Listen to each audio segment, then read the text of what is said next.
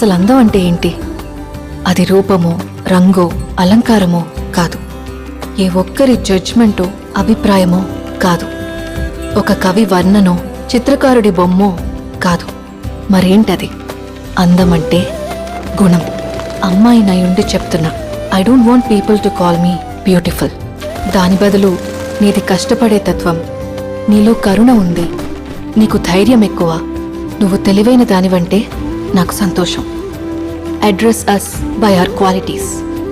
MS Subbulakshmi అంటే భక్తి, అందం కాదు. మదర్ తెరెసా అంటే కరుణ, అందం కాదు.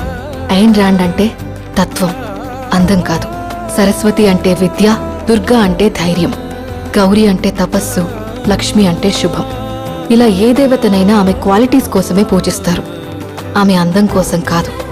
నీ గుణాలే నీ సంతకమవుతాయి, నీ అందం కాదు.